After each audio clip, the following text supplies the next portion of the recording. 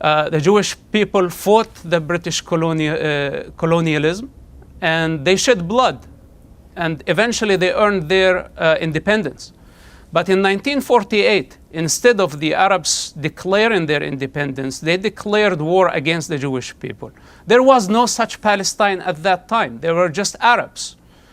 And in the British era of colonialism, Jews, Arabs, Druze, Christians, everybody in that area was called the Palestinian. The Palestinian is a colonial entity. It was not a country, and it was not a nationality. It was just a 25-year period. So now, when we convinced ourselves that we were Palestinians because of Yasser Arafat wanted us to be Palestinians, the chaos had begun. And now, Palestinian is nothing but the victim narrative, that we don't want to take responsibility for the choices that we have made. 70 years of conflict. And how many opportunities the Palestinians, or what so-called Palestinians, it's not a real thing. There are Arab children, they have the birthright to be there, and Israel has 2 million of those. So the allegation of apartheid doesn't make sense. It's just a broken record by all those who have been trying to delegitimize Israel. It has nothing to do in reality. Then the victim narrative goes on. The 1967 borders, this was area which is the West Bank. It was under the control of Jordan. And the Gaza was under the control of Egypt. They were Egypt and Jordanian territories. It was not a Palestine. Today, Israel has peace with Egypt and with Jordan. So when the Arabs launched a war and they lost the war in 1967, Israel captured some territory. This is the consequences of war. This is and the Arabs don't want to accept the consequences of defeat. Instead of saying we were defeated and Israel won, now they played the victim card. They have been playing the victim card for 70 years. And instead of accepting what is on the table to coexist with Israel, basically Israel was willing to withdraw from the West Bank and Gaza. That offer was on the table in 2000. And Yasser Arafat rejected that because the revolution has no purpose. Right. This is something he goes on at length in his book on Son of Hamas. Like, he describes growing up in the West Bank and that he resented the Israeli occupation. He saw it all as just one horrific injustice, and he was behind the Hamas cause of the revolution, the liberation struggle to end the occupation, to resist. You know, he believed in the idea of Hamas as a legitimate armed resistance group. Now, there are two significant events that changed his mind. I believe he was 18 at the time, and he actually had purchased some guns, some weapons. He had plans to commit a terrorist attack himself. And he's always said, he believes that it's divine intervention that he was caught and stopped. And he said, look, I'm glad they stopped me, because if they hadn't, then I probably would have done something unforgivable. I was that radical at the time. I was that much of a true believer. I was that committed to the same cause that we all were. He describes his arrest in the beginning of the book. And he describes it, he does describe, the IDF did beat him up. They were brutal, He doesn't sugarcoat it at all. He doesn't sugarcoat. If you mess with the IDF, they will. They are ruthless bastards. And then he went into prison. And now he was the Israeli Secret Service had approached him before he did his stint in prison, and they did offer him, you can be do you want to be our informer? And he wasn't really interested. I mean, he played along a bit, but he wasn't really interested. He kind of thought, I'll say yes, but secretly I'm going to sabotage your... if I do take up the offer. It's only because I'm going to sabotage your operations with false information to screw you over. Because that's, like I said, he was a true believer at that point. But after a few months in prison, he actually, he was quite safe in prison. He was respected. He was the son of one of the Hamas founding fathers, so he was trusted. He was protected. But he saw that a lot of other Palestinian prisoners in there were not, and that Hamas were Hamas ruled the prison wings.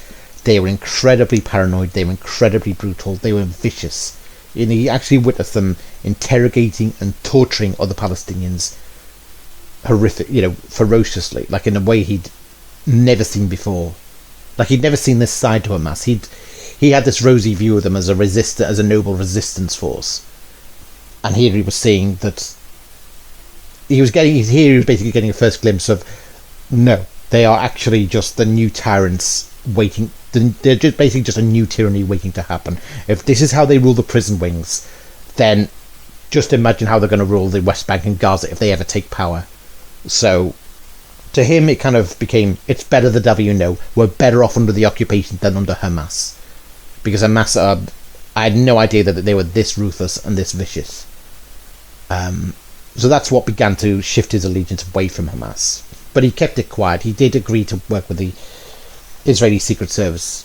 He found common ground with them there, and if you get me. So anyway, here's what he says. Now, the second event was after he came out of prison, and he was still kind of in contact with the Israeli Secret Service, and he was privy to the negotiations, the peace negotiations, the attempts by America to get Israel and Palestine to agree to a two-state solution and a peace deal and a ceasefire that would hopefully end the occupation. So, here's how he describes what happened.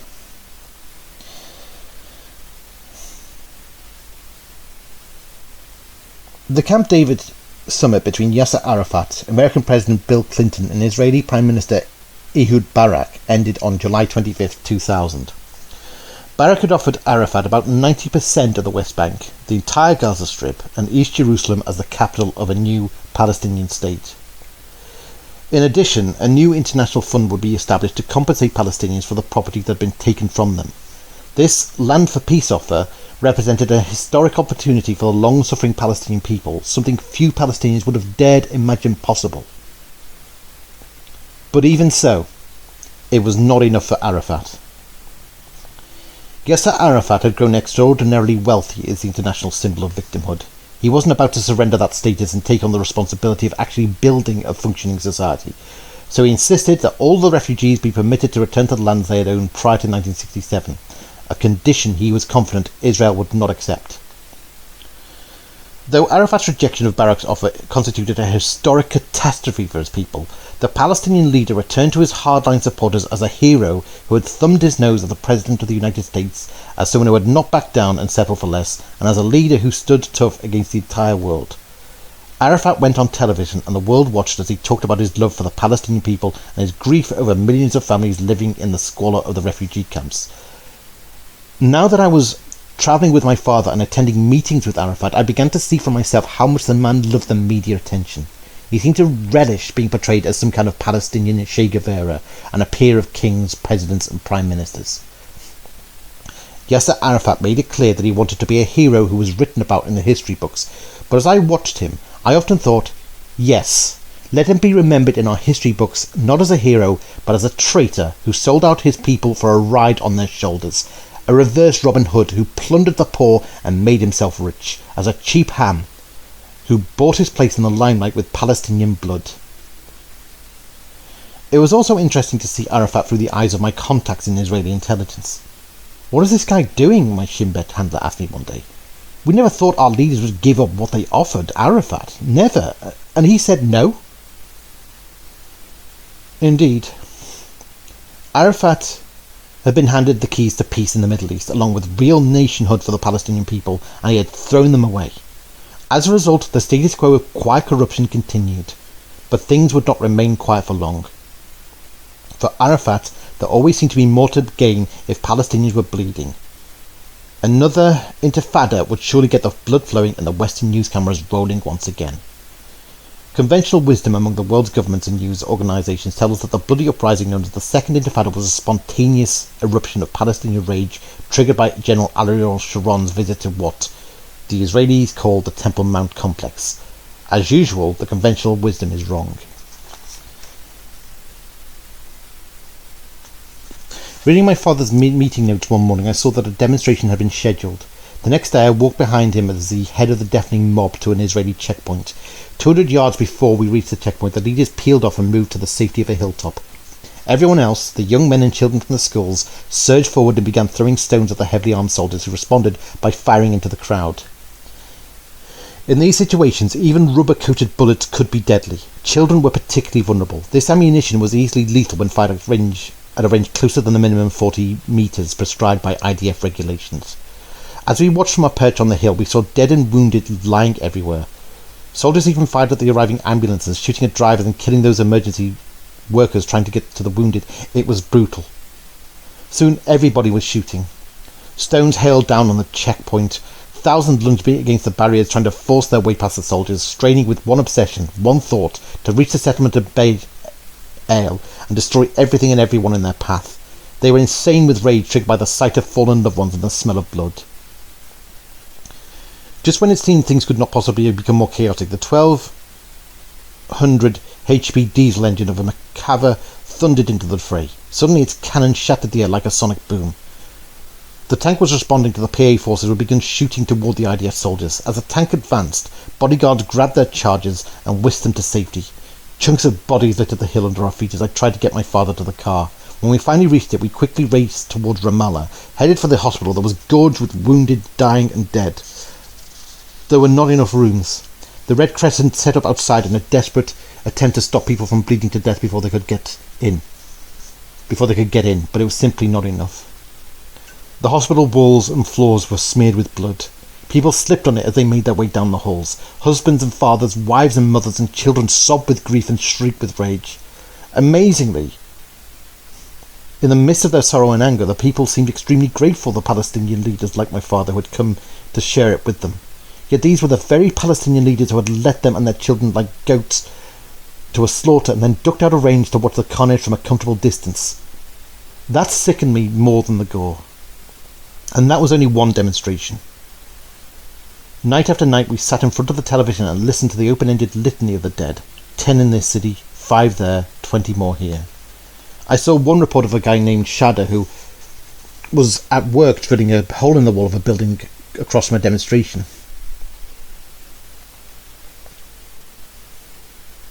An Israeli tank gunner saw him and thought the drill was a gun. He launched a cannon shell that hit Shada's head. My father and I went to the slain man's house. He had a beautiful new bride, but that was not the worst of it. The Palestinian leaders who had come to comfort the widow began to fight with one another over who would preach at Shada's funeral, who would be in charge of receiving mourners for 3 days, who would be in charge of food for the family. They were all calling Shada our son, trying to claim that he had been a member of their faction and trying to prove that that faction was participating in the Intifada more than the others. The competing factions had been reduced to ridiculous bickering over the dead, and most of the time the dead were people who had nothing at all to do with the movement. They were just people who had been swept up in the tide of emotion. Many others, like Shada, were just in the wrong place at the wrong time.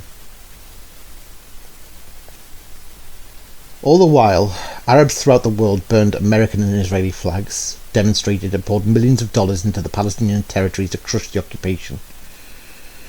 In the first 2.5 years of the Second Intifada, Saddam Hussein paid $35 million to the families of Palestinian martyrs, $10,000 to the family of anyone killed fighting Israel, and $25,000 to the family of every suicide bomber. You could say a lot of things about this mindless battle over real estate, but you could never say that life was cheap. So, as you can see, he is acknowledging that, terrible things were done there was a lot of bloodshed. Palestinian blood was shed in these riots and these riots and protests against the IDF. But what struck him was that Israel had given the offer of statehood to Yasser Arafat, to the Palestinian leadership. And so, where previously he would have kind of been swept up by the emotion himself of, the rage at the IDF, now he was thinking, well, what the bloody hell are we fighting and dying for to supposedly liberate ourselves from this occupation when Yasser Arafat could have signed the papers and we would have been free of the occupation there and then. We would have had a free Palestine there and then. And that's when he realised that it wasn't really possible to work through Hamas or the Palestinian Authority to get a better state of being for the Palestinian people. And he was left very disillusioned by that, and he realised that this kind of, this tribalism, this tribal loyalty to Hamas was just a deadly thing. And that it's only through talking to Israeli secret security services that he could, he found kind of more kin in them than in the likes of Arafat, certainly. And moreover, I think it compelled his decision that the only thing he could do really was to inform on any potential suicide bombers. Anyone who was planning a suicide bombing attack, he could help in a clandestine way, he could help the Secret Service thwart them so that they wouldn't blow themselves up and they wouldn't kill dozens of innocent civilians in the process. His priority was, I'm just going to try and save lives where I can.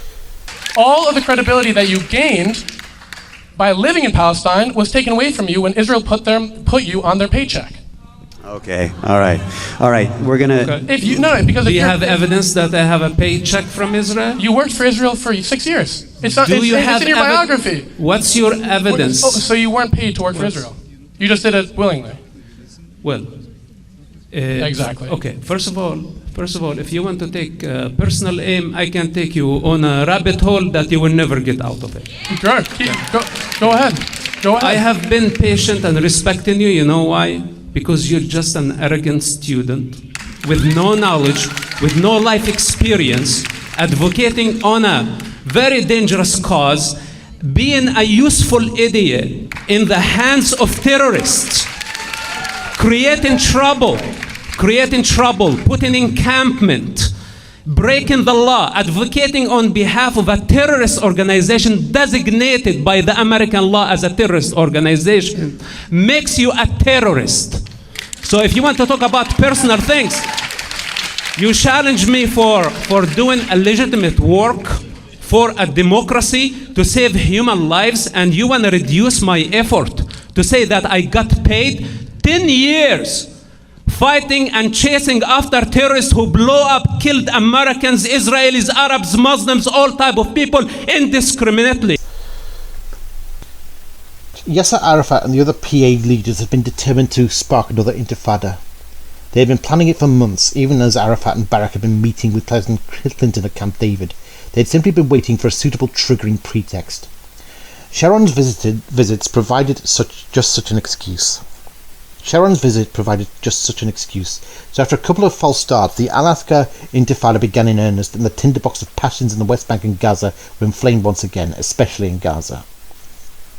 There, Fatah launched demonstrations that resulted in the globally televised death of a 12-year-old boy named Mohammed Al-Dura.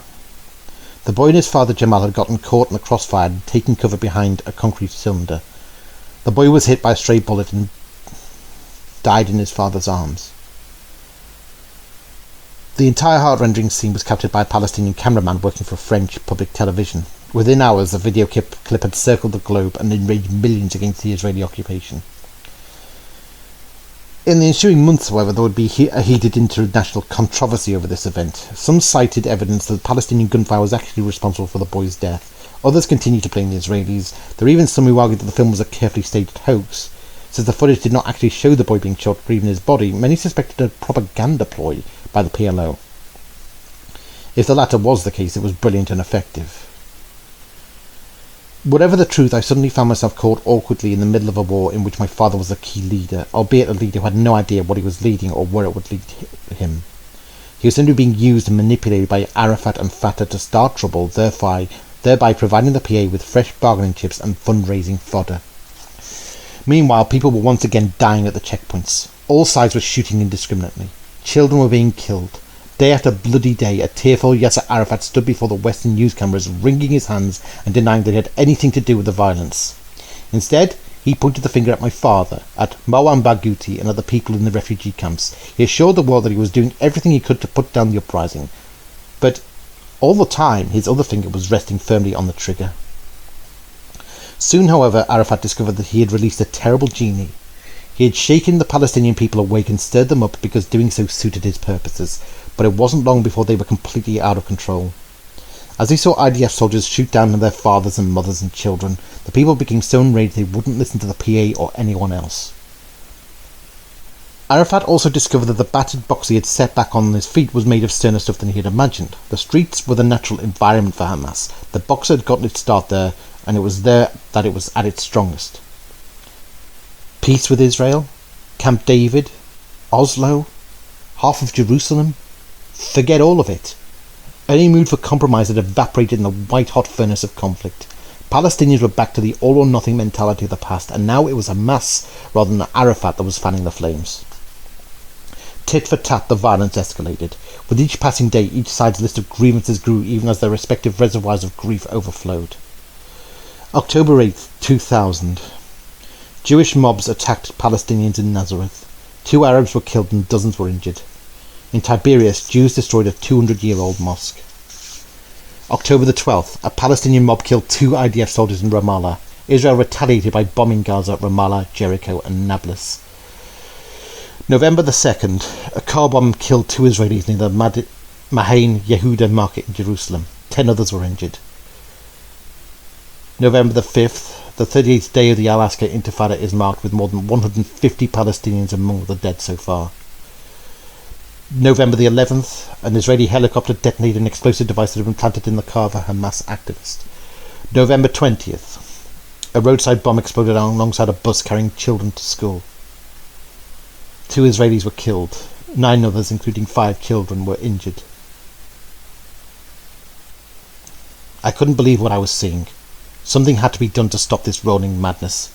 I knew the time had come for me to begin working with Shin Bet, and I went at it with all my heart. The revolution is only for the sake of revolution. Bunch of con artists who only want to gain money and power. This is their game. And they have been using Arab children, Arab and Jewish children. Was assassinated after the Oslo Accords, or please let me finish. Please don't interrupt me, please. I did not interrupt you. So now the situation got out of control. The false narrative of a victim became global. It's definitely a bestseller narrative, but it's not a true story. The very basis of it, the very foundation of what so-called Palestine is not real, because in reality there is no such thing. Now, to build all these false accusations of apartheid, of genocide, of ethnic cleansing, only the Jewish people in the Middle East suffered ethnic cleansing and displacement. Only the Jewish people.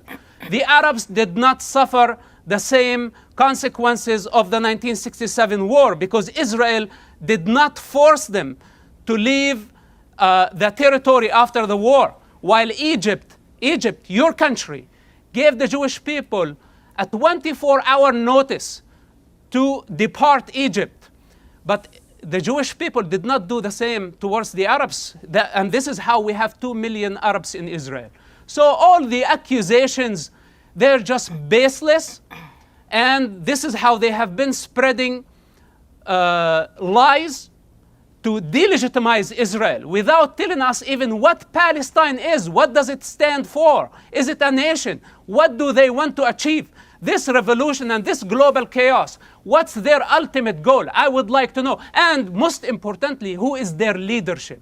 Is it the Palestinian Authority? Is it Hamas? Is it the Islamic Jihad? Is it this new generation of pro-Palestine that they are irrelevant to the suffering of the Arab and Jewish children of the region? Right. What he's talking about, crucially, the thing he's kind of, in his kind of quite angry way, getting to the pulse of is quite a controversial kind of suggestion. Like it's something we don't really like to kind of admit in the Western world. We like to believe everyone deserves human rights, everyone deserves sovereignty, everyone deserves statehood.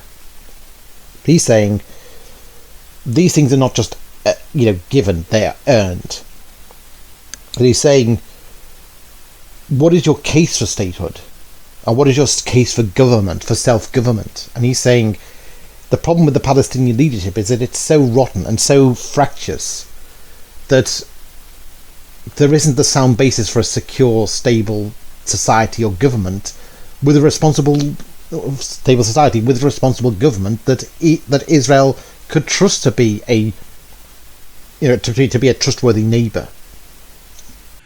On the question of the West Bank, I think frankly, in Israel, there are very few people in Israel who believe that even if you can have a two-state solution, now is a good time to talk about it. I was in the Knesset, the parliament, earlier today, and among other people saw the head of the left-wing opposition, Mr. Lapid.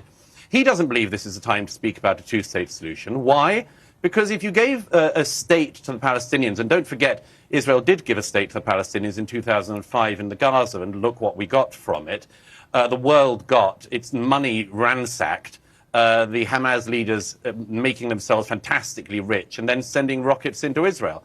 So the first thing is, even the most left-wing figures in Israeli politics don't think this is a good time to talk about the two-state solution because, among other things, it would suggest that there was a reward for the terrorists of October the 7th. And the reward for the actions of that day was to double down on giving the Palestinians yet another state. The second thing that has to be said about that, if I may, is on the subject of the West Bank. If you go to the West Bank, as I was again the other night, and if you stand in the hills overlooking Israel, you will see from those hills the lights of Tel Aviv, the city I'm standing in at the moment. You will see the lights of Haifa, and you'll see the lights of Ben Gurion Airport. Now, knowing what Israel knows about what Hamas did with the Gaza, making it into a military infrastructure and firing rockets at southern and central Israel, why on earth would the Israelis give another piece of territory which they didn't have security over in the West Bank to another Palestinian faction which would have the ability to fire similar rockets at every single part of Israel? And I need to add one other thing, quickly. On the subject of the Palestinian Authority, many people outside Israel seem to think that the Palestinian Authority is, as it were, the peaceable wing of Hamas, or is the sort of Sinn Féin to Hamas's IRA. That is not the case. The Palestinian Authority, as well as being a deeply corrupt entity, which I don't need to tell Mr. Barghouti about, he knows well about that, as well as being a deeply corrupt entity, the Palestinian Authority that is funded by the Israelis, as well as the Europeans, the British and the rest of the international community, pays salaries to terrorists. It pays salaries to the people who kill people in Israel. And that is something absolutely impossible to make peace with. We occupied Germany partly after World War II to perform a regime change, to ensure that the next government of Germany would not be a future belligerent. Germany today appears to be beaten. Hitler, out. Swastikas, gone. Nazi propaganda, off the air. Concentration camps, empty. The Allied soldiers who fought their way into Germany 60 years ago were on a unique mission. A mission that echoes to this day. To build a successful democracy from the ruins of a defeated people and a defeated nation. But the building of democracy after any war is fraught with difficulties and dangers. What really happens to the victors when they occupy a country? And what really happens to the occupied? You are not being sent into Germany as educators. You are soldiers on guard. And Israel has never quite been able to achieve that with the Palestinian Authority because the Palestinian Authority is very, very sneaky. The West is very much guaranteeing that that's not going to happen. The West has been funding Palestinian society becoming more and more anti-Semitic, more and more invested in the extermination of Jews, and that is what it is, however they want to put it, or however the West wants to excuse it. Unlike you, I don't speak out of two sides of my mouth. I'm speaking out of one side of my mouth, and it's direct at you. So let me just correct what you just said. You said what I said were lies. Unfortunately for you, I have here with me the amended Palestinian prisoners law of 2004. Now, Mahmoud Abbas, who now runs the Palestinian Authority, signed this into law. This means that, and I'm quoting Article 2 here, prisoners, anyone incarcerated in the occupation's prisons for his participation in the struggle against the occupation will be given a salary by the let me finish my point. Will be given a salary by the Palestinian Authority. Oh, you think they're freedom fighters? Well, let me tell you another couple of things then. Because everyone watching pays their taxes, and some of their taxes go to the Palestinian Authority. Here's the budget, the Palestinian Authority in 2018. This is the PA's own budget, Mr. Barghouti, so don't lie about that. $162 million was allocated to the Prisoners and Released Prisoners Ministry. In 2018, approximately $193 million was given by the PA to families of the martyrs. There is an increasing list, depending on how many Jews you've killed, of the amount of money you get.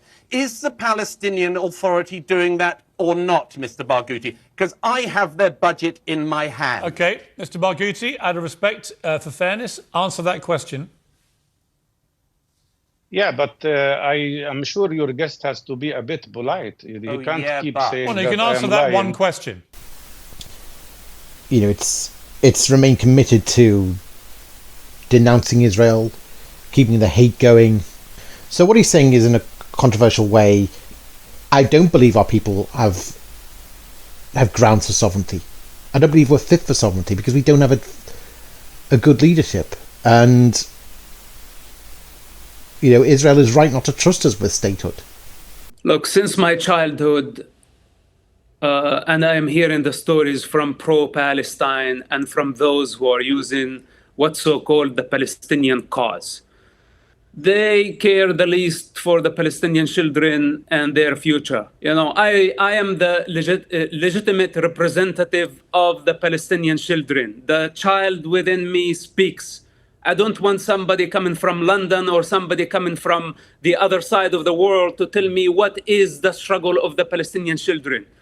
The Palestinian children, the Palestinian society has been hijacked by these criminals, and anybody who takes their side is participating in their crime. This is my answer to those people. You know, and they're just storming world capitals saying free Palestine, free Palestine. They don't know what the hell Palestine is. I am Palestine. And I say it's enough of Hamas. It's enough of the corrupt leaderships that they are killing our people, misleading them to hell. Is enough of that. We don't want Palestinian state. I don't want Palestinian state. Palestinian children need education. They need security. They need life. This is what they need. They don't need another corrupt Arab regime. Just as the Nazis did not have a right to self-determination, right? When we talk about this right to self-determination and this two-state solution, it is completely ignoring the reality of the situation. No, totalitarians, slave drivers do not have a right to self-determination. Again, picking up on from the discussion yesterday from the reality show, democracy is not this wonderful magical pixie dust that legitimizes things. If 90% of the population want to enslave the other 10%, that supermajority, democratic majority, does not make it okay. Does not make it okay. The right to self-determination, if your goal is to oppress people, to be racist, the problem here is what we have to say out loud. If the right to self-determination includes the right to be racist, savage, violent, mystics, this right to self-determination is itself an evil concept. No one has a right to self-determination if it involves the right to be violent, racist mystics. No, no, sir. Do you agree with the principle that Palestinians should be entitled to exactly the same human rights as Israelis? If they have equal responsibility, as the decent citizens of the State of Israel, that includes Arabs, Jews, Christians, and all other citizens of the State of Israel, then yes, they have equal rights. But if they are not taking their responsibility, if they are using violence, sending suicide bombers, and killing babies, kidnapping a 1-year-old, how do you answer to the mother and to the mothers of the hostages and all those who got killed on October 7? It's very easy to just try to delegitimize Israel. This is what Abiy and her likes have been trying to do for so long. Now, regarding to the Arabs who live there, they need a decent police force. They need a good economy. They need good education. And if they are able to integrate, then naturally could be a political entity based on their needs. But right now, when she say Palestine, who is? Islamic Jihad, Fatah, Marwan Barghouthi, Ismail Haniyeh, Hamas, Public Front. They are so conflicted. They don't have agenda. They don't have leadership. They don't have legitimacy. This is an anarchy that has been going on for about 70 years. And it's about time for it to stop. Now, to transform, to integrate the society, we must protect the children. And this is a priority number one before we talk about Palestinian state or whatever name you want to give it. That when we have a savage group, Islamists, by the name of Allah, hijacking and using children as human shields, their own children, after killing Jewish children, then this is a capital crime. We cannot blind our eyes. We have to deal with priorities. First, we remove this savage group out of power. And he's also saying, well, look, what kind of society would we be? We'd be basically just a... And he's also saying, look, let's be... The problem with the Free Palestine movement is the fact that it shifts focus. It used to be on the side of Yasser Arafat, then it, for time, seemed to be on the side of the Palestinian Authority, and now it's on the side of Hamas. It's like the leftist liberals in the West seem to be willing to be fellow travellers with the Palestinian leadership, no matter what their character is. And this is kind of what offends him the most. Is like, you should back the most desirable Palestinian leadership rather than just believe that it should, rather than just romanticize Eddie just for being anti-Israel. Let me go to Rama for your response. I mean, what is the answer to that question? Who is in charge of the Palestinians? Who should be in charge going forward? Do you see any role for Hamas at the end of this war? I mean, it seems that the consensus at the moment in Israel is that who should rule the Gaza is that United Arab Emirates should play a part. The hope is that they would... I'm not as optimistic, but the belief is that their influence might actually have a reforming, de-radicalizing effect on the Gaza Strip. If we're talking about the Gaza Strip, that basically it can't be Hamas. It's not up to me. As Mr. Hassan clearly stated, I am Egyptian. This movement is for the people of Palestine. And it is very dangerous what you said, Mr. Hassan, because this maybe is what even started this whole thing, when you had a group of immigrants coming in and stating this is a people without a land for a land without a people. There was always a people. They were the people of Palestine. And especially when we talk about history, you have to also note what was happening in the rest of the world, that this was a point where most countries were colonized, and there was this whole movement to decolonize, then there was nationalism. You can't just give this brief history lesson without talking about it in length. And if you want to do so, we can by all means do so, but I don't think we have the time. And so the most important thing to note here, just as I clearly stated, when we were at the protest yesterday, it's predominantly it was predominantly Palestinian Christians, because you have IDF soldiers having the one church that is left in Gaza is under siege, where a mother went out because she needed the bathroom. They shot her, and then they shot her daughter who came to help her. This is what you are dealing with. Sir, what peace are you talking about for a person to be able to look at a child that is starving, that is running towards aid, and shooting them? If you're not going to stand up now, when you see such war crimes happening daily on your phones, and not say that something is very wrong right here, what are you expecting the world to look like after this? What are you expecting with the polarization, with the hatred that is then going to ensue? People are so hurt. Right. This is kind of what I mean when I say I felt like it was a bit of a disappointing debate in some ways. Is that she has cited an incident that was reported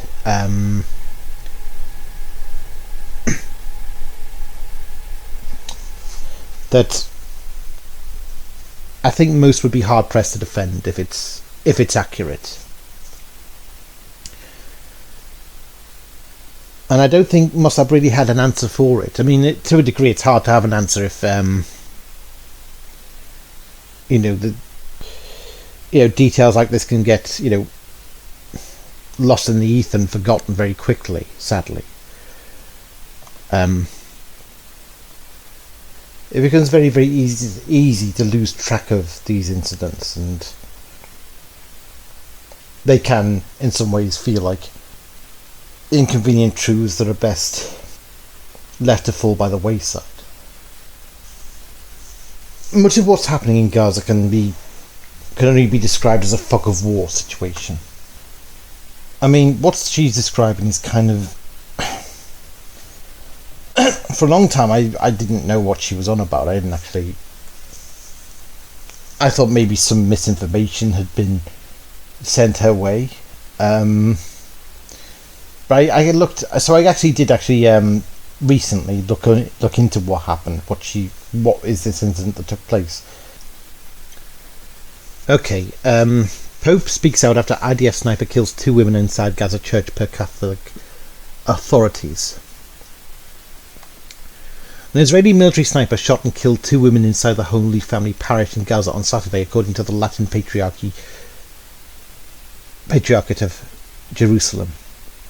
The mother and daughter were walking to the sisters' convent, the Patriarchate said, when gunfire erupted. One was killed as she tried to carry the other to safety, it added.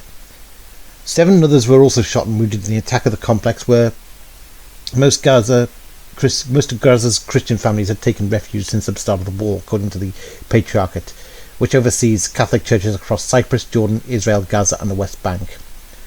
No warning was given, no notification was provided, the statement continued. They were shot in cold blood inside the premises of the parish, where there were no belligerents. Pope Francis on Sunday addressed the deaths of the Holy Family Parish, lamenting that unarmed civilians are targets for bombs and gunfire in Gaza, and invoking scripture on war.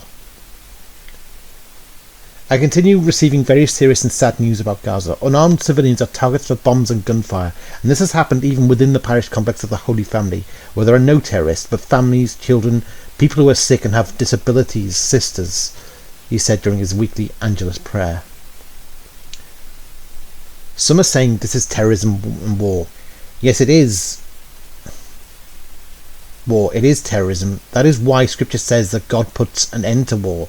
The bow he breaks and the spear he snaps, the Pope continued. Let us pray to the Lord for peace, he added. According to the Patriarchate, the Israeli Defense Forces tanks also targeted the convent of the Sisters of Mother Teresa, which houses 54 disabled people and is part of the church's compound. The building's generator, its only current source of electricity, as well as its fuel resources, solar panels and water tanks were also destroyed. IDF rockets had made the convent uninhabitable, the statement said. In response to a CNN request for comment about the incident, the Israeli Defense Forces released a statement saying that no fatalities had been reported by Holy Family Parish representatives during a dialogue with the IDF as of Saturday morning. A review of the IDF's operational findings supports this, it added. CNN has been unable to reach the Latin Patriarchate about the conversation described. The IDF statement also said that it does not target civilians and added that it is reviewing another incident near a second church in northern Gaza. Initial review suggests that IDF troops who are operating against Hamas terrorists in the area operated against the threat that they identified in the area of the church. On Friday, UK lawmaker Leyla Moran, a member of the Parliament for Oxford West and Abingdon, said that members of her family sheltered in the church were beyond desperate and terrified as conditions continued to worsen. Moran on November 15 told the UK House of Commons that a family member who had been sheltering in the church had died. Citing accounts from her family, Moran added that electricity generators at the church had stopped. My family are reporting white phosphorus and gunfire into their compound, she said. The bin collector and the janitor have been shot and their bodies are laying outside and remain uncollected. CNN cannot independently verify the conditions in and around the church, nor the allegation of the use of incendiary munitions, which can be illegal in some circumstances. This is a developing story and will be updated. Now, like I said, stories like this can pass into the ether, and I don't know what happened. I can't commit to what happened. I don't think Mosab can either. It's, we're so far away from the battlefield, we don't know what actually happened. We generally put these things down to a fog of war situation. Where we don't know what happened. We'll probably find out at a later date the full fact of what happened in the context of what is a volatile region now, a battlefield. Now, if true, of course, then it does seem to fly in the face of most of the defences usually put about the IDF, minimising harm to civilian targets and only its civilian targets being a byproduct of being a kind of a grim outcome of Hamas engaging in ambushes and firing from civilian areas, so that basically in combat civilians get killed in the crossfire. This doesn't really fit that profile at all. It fits the worst profile of the IDF being just ruthless, cold-blooded killers shooting anything that moves. But then, to a degree, that's the point, isn't it? Is that the only strategy that some in the IDF can see now in the fight against Hamas? You have to remember, Hamas do engage in perfidy. They will sometimes disguise themselves as civilians and do ambush attacks. Even in the October the 7th footage, you saw civilians among Hamas conducting their attacks. Now, I'm not saying this is what happened. I'm not saying these, if these Christian women were killed, that they were actually terrorists about to do an ambush, but it's possible that the IDF thought that they were. That they just saw movement and they thought, we evacuated this area, there's not supposed to be anyone here, the only people who would be here are Hamas terrorists who are out to try and kill us, so shoot first. Or there might be messages for Hamas or something. The problem with, like I said, because Hamas sometimes will engage in perfidy, it does, the reason why, the morality of war is that, soldiers, combatants wear uniforms is so that each side knows who they're shooting. One can debate about the Palestinian population. I mean, they elected Hamas. There were civilians, ordinary Palestinians, who, when October 7th happened, broke down the fence and participated in the atrocities. There are Palestinian civilians holding hostages, the Israeli hostages that are still alive. And that's the Palestinian population. There is no Palestinian resistance here. The children we talk about as being innocents, we can't take away hundreds of thousands of children from their parents. In the first instance, parents are the ones responsible for the safety of their children. It is the government that is ruling over you that is responsible for your safety against foreign aggression.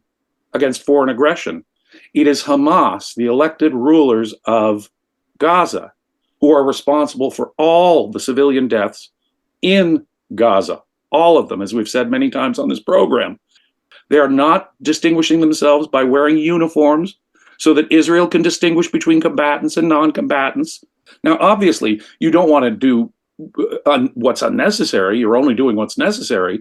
But the burden is not on the defender to distinguish civilians from combatants. And in any case, to the extent that they do have any such responsibility, you would think that the aggressor would also follow international law, which is not being cited there, that says combatants wear uniforms. The reason why combatants wear uniforms is so that you won't attack our civilians. Hamas has intentionally made it impossible for Israel to distinguish between civilians and combatants. Hamas has made it impossible. But more importantly, so that they distinguish between soldiers and civilians, and so that they know the difference between soldiers and civilians, and so that they don't shoot civilians. It's to minimise civilian harm to civilians at best as possible. But Hamas break that contract by engaging in, perfidy, dressing as civilians and endangering civilians as a result. Because if the IDF can't tell if a threat coming to them is going to be a combatant or someone who's a civilian, a combatant dressed as a civilian, then they can't tell the difference between combatant and civilian, and inevitably sometimes they're going to fire at civilians because they can't tell the two apart, and they can't make reasonable threat assessments because of how Hamas operate, because they engage in ambush and perfidy. And it seems that in the last few days, there have been a number of incidents which really question whether Israel is being precise, as it says it is, or indiscriminate.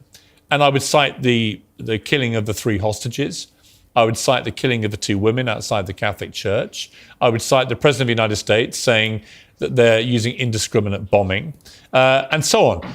Do you, Douglas, notwithstanding your full throttle support of Israel, does anything that's been happening make you think Israel needs to execute this war differently? No, and I think that most of the people who think they know how to execute this war have never executed a war. Indeed, most people who think they know how the IDF should be running this conflict have never been near a conflict. I'm in Israel tonight. I was in Gaza again yesterday.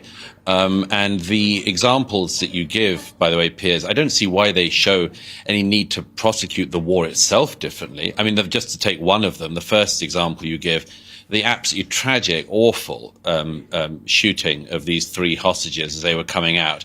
But, some of the spin that's been put on that in the world, apart from the glee, of course, that Israel's enemies can't help expressing, some of the spin on that is almost as if it shows the IDF is sort of so brutal that it even kills Hamas hostages who are Israeli. I just think this is another example of the international media and others just having this astounding lack of empathy for the Israeli people. Can you imagine what it was like for those soldiers who were in Gaza, knowing that at any point there are snipers, there are booby traps everywhere, people coming out of tunnels that they've built at British and American taxpayer expenses and attacking them? Can you imagine what it was like for the soldiers who, in that terrible moment, made the life-changing mistake of shooting 3 people who turned out to be Hamas hostages? But why would they? But Douglas, on that, why would they shoot anyone who was shirtless and waving an SOS flag? I mean, why would whoever they were, whether they were Israeli hostages or whether they thought they were Palestinians, why would anyone shoot anyone who comes out like that? That's my point. That'll be a matter for the inquiry into it. But, look, it's hardly as if they'd have wanted to have done that. What this demonstrates is, in this incredibly close conflict, in a heavily built-up area, with people coming out from all sides, firing, shooting, detonating, people make mistakes. Of course they do. That's just a human reality of war, horrible as it is. Now, I don't know what happened here. I mean, the IDF say nothing happened, and this report is kind of, they're not sure this really happened, or that the details seem sketchy. I mean, is it possible that this wasn't the IDF, that it might have actually been some Islamist militia firing on the church? We don't know. I mean, we have to remember, Gaza society is broken down in this war, and Gaza was always a very sectarian society, and it could be a case of Islamist militias targeting Christians and knowing that they can get away, and the IDF will take the flak for it, possibly. We don't know. I mean, these are Christians, and we do know that Gaza can be very, very sectarian indeed, especially when, that can come to the forefront during a collapse of the civilization. So, is it possible maybe that it was actually some Palestinian Islamist faction deciding to take pot shots at the Christians? We don't know. I mean, but I've got to be honest, really. I'm inclined to think this wasn't some sectarian Palestinian militia doing this. But paradoxically, the reason I don't think it would be them is because I think if it was some Palestinian militia, then they wouldn't have stopped these two women in the church. They would have just gone in and massacred the whole church. But then, maybe that should tell you something about the nature of evils we're dealing with here. About the nature of evil we're dealing with here. The scales of immorality we're dealing with here. Which is the worst side? Fog of war is one in which things don't make sense, and maybe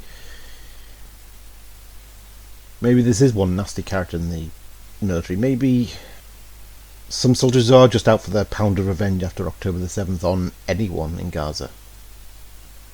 I have thought, what is the worst case scenario? There are various worst case scenarios. Worst case scenario is that it was the actions of a bad apple in the Israeli army, who just did decide to just kill for sport, or kill without any conscience or remorse at all. Even worst case scenario, maybe it was several bad apples. Even worst case scenario, they might have had a bad apple of a general who ordered them. And in and of itself, there's no justifying this. But I think even if that holds true, then I don't think it can change the overriding reality, the overriding fact that this war, these deaths would not be happening if Hamas hadn't started this war, and that Israel is not in a position, no matter how many bad apples it might have in its army, disgracing its code of chivalry in rules of engagement, it can't turn back. It has to pursue this fight to the end, and that is Hamas's fault, and that this only ends when Hamas surrender, and the blame has to primarily go to Hamas, and there is no stopping this war effort. Just like there was no stopping the war effort against the Nazis just because atrocities were committed by the Red Army and by the British. The bombing of Dresden, the invasion of Berlin, where the Red Army raped German women, German civilians. It was horrible. It was evil, but at that point in the war, the momentum of war, there was no turning back from that. There was no saying we need to put a stop to this advance until we get our houses in moral order. That's not really an option in war.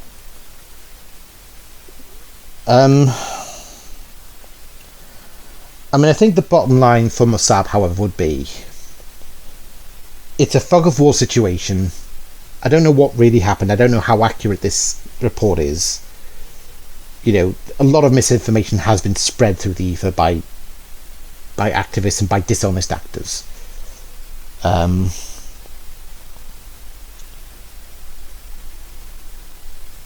There's been Pallywood, there's been recycled clips from Yemen or Syria that have been, or Iraq, that have been, misrepresented as, the latest tragedies in Gaza when it's nothing to do with the latest tragedies in Gaza.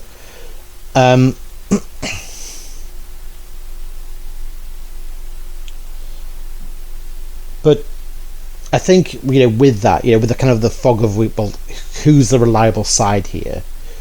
Mosab can only really conclude, well, look, I've worked with Hamas, I've worked with the IDF, I know vaguely how both operate.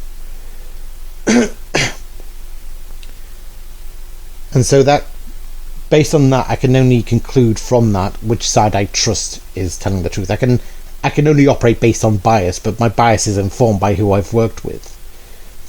And so I know that the IDF are generally honourable, chivalrous. They adhere to kind of the rules of engagement in war as best as possible. They aspire to. You can make all kinds of cases where they've failed to make the bar, but it's an aspiration. Hamas don't even set the bar. Hamas don't even try to aspire to the bar. So he knows Hamas. If I have to choose which one I trust, it's not going to be Hamas.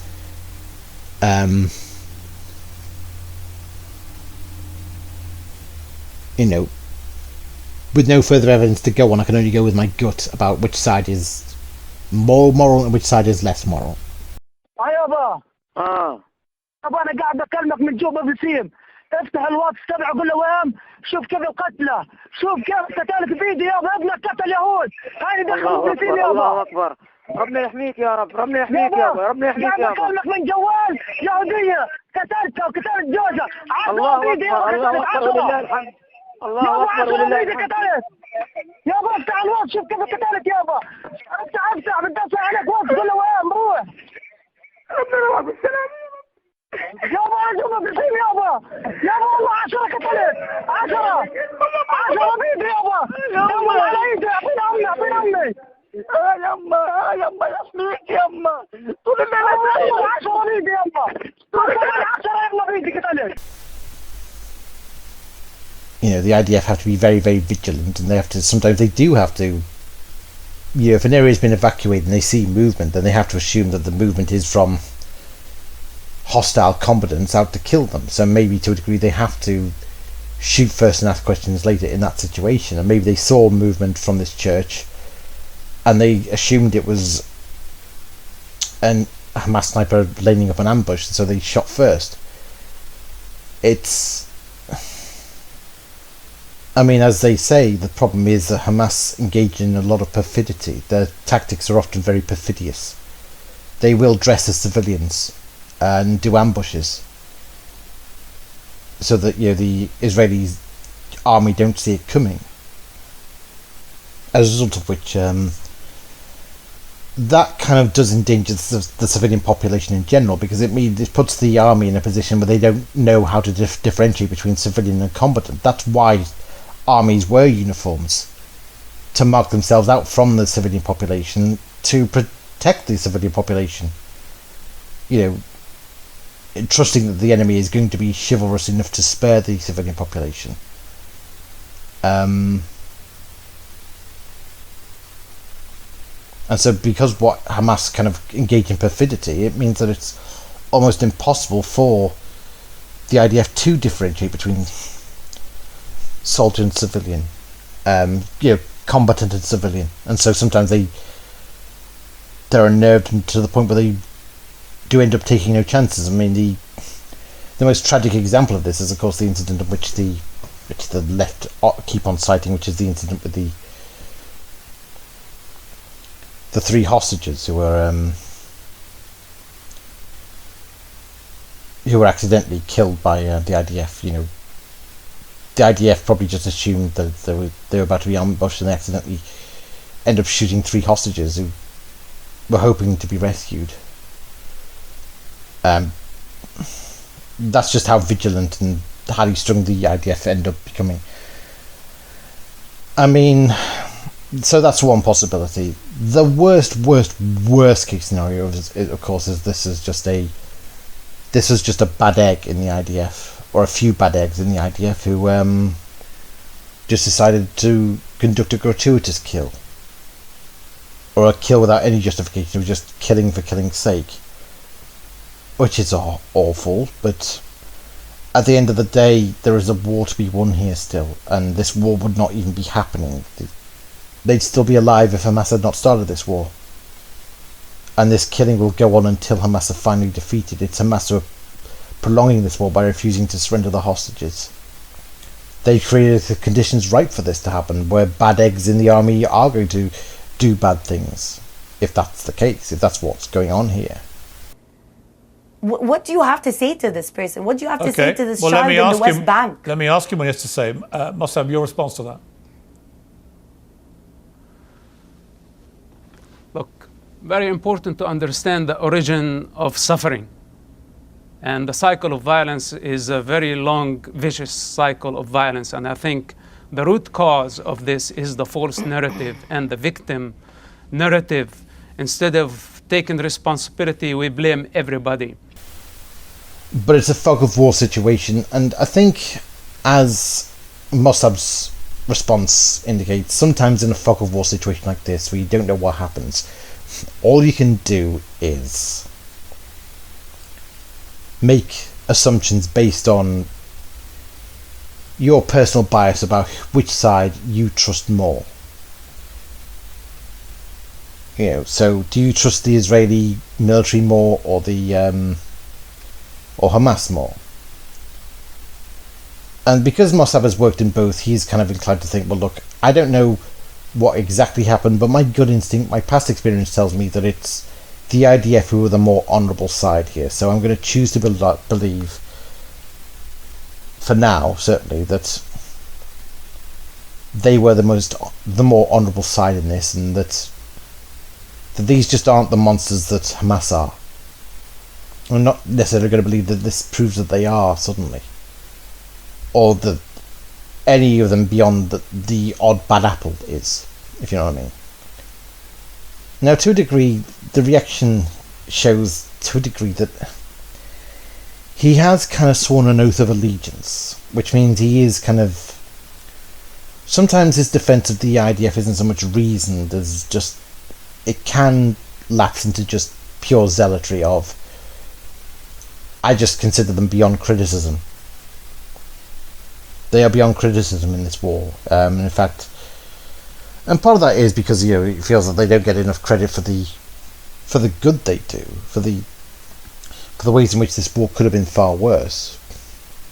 We are looking into Syria, site of just the worst civil war imaginable. Syrians who are wounded or in need of medical attention have been getting medical attention from the Israelis. Sometimes they're wounded, and sometimes those are sick women or children. I cannot imagine how they feel. Yeah. You know, sometimes they come and they're just so scared, and you know, you can barely get them talk. And sometimes they say "Toda," thank you in Hebrew. That's for in a my Syrian language. to thank you in Hebrew is pretty special. Yes. But I think sometimes he's not the best suited to give the defence of the IDF. It's like he's because he thinks they're beyond criticism. Well, he acts as though they're beyond criticism a lot of the time. I mean, what he's saying here is that sometimes there's suffering like this for whatever reason, even if it's the worst case scenario of this is just a few nasty bad apples in the IDF doing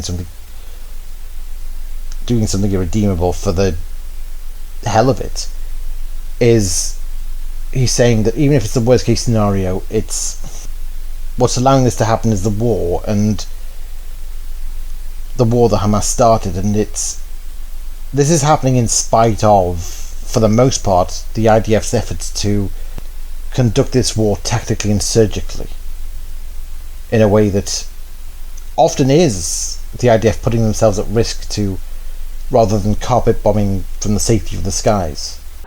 Pierce, no, listen to me. All this dilemma, you know, you're going with your whatever morality. This is war. In war, people die. You need to wake up to this reality, accept it. Stop this denial. We are in the face of savages who hijacked an entire society. This is a very difficult war. No other army can do the job, and I'm not willing to risk thousands of lives of foot soldiers to deal with this type of savages who hijacked the entire society.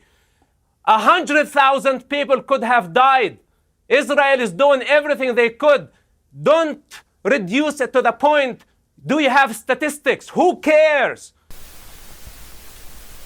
But yeah, I think I was disappointed because I was hoping that he would have an answer for that, because it's not an easy charge to refute. Certainly not without knowing the full facts of what happened. But then, what is the conclusion to draw? Is the conclusion to draw from that Israel just packs its bags and goes home and says, look, but we're not doing this war operation because our soldiers aren't acting morally? Israel's in too deep now, and sometimes behaviour like that can't be amended. You can't just stop to demand, that everyone amends the behaviour, really. I mean, certainly that's not what happened in World War II. The Soviet Union, when they sent in the Red Army into Berlin, they did horrific things to the German people. There was rapes of German women. There was looting, pillaging, killing. It was horrible. But then, this was a situation which no one was going to say, stop and withdraw and stop this behaviour. It was the fight to win. It was the momentum of war demanded that that this didn't stop. The Soviets didn't stop, and Britain didn't stop. It had to be fought to the point of victory. Otherwise, the war wouldn't have been won. If you know what I mean. And that's just the miserable truth of what happens when a belligerent pushes for that kind of war, that kind of fight to the death. It's awful, really. What are you expecting with the polarization, with the hatred that is then going to ensue? People are so hurt. There's the videos that we are having to watch daily now of families trapped under rubble. In what world is it normal for a mother to go get aid and come back to find that her house has been flattened, that her family has been slaughtered? One more thing I think it's worth stressing is I couldn't really find anything in that report that specifically cited confirmation that it was an IDF sniper that did it, and there was even a kind of conflicting account of whether it was sniper fire or just random gunfire. So it does seem a little bit on the sketchy side, I have to say. I don't know why, but I mean, it's like when something isn't adding up, you don't really kind of have a clear sense of what's right or wrong in it, because you don't know how accurate it is, how truthful it is. The IDF did say they put it under review. The bottom line in this is, does Hamas put anything under review? Do these other Islamic militias put anything under review? No one holds them to account. Quite the opposite. Hamas committed October the 7th with the full-throated support of the people of Gaza. There are no anti-war protests in Gaza, like there were during the Lebanon war in Israel.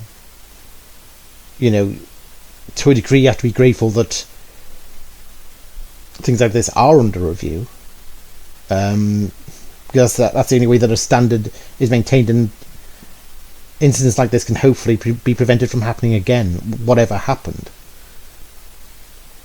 But the problem is, those who want to kind of ensure that Israel puts itself under review are dishonest actors who don't care about holding Hamas under review. And that kind of does sicken me, I have to say.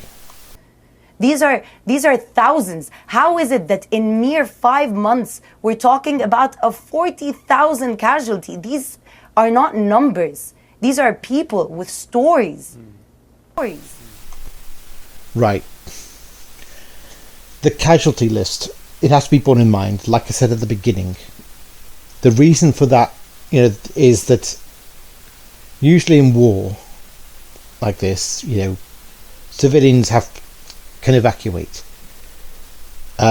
Egypt has hampered any evacuation efforts. It's sealed its borders tight. Israel would never be able to open its borders because it can't tell the difference between who is well, if they open their borders, then they're putting themselves open to another October the 7th, quite bluntly.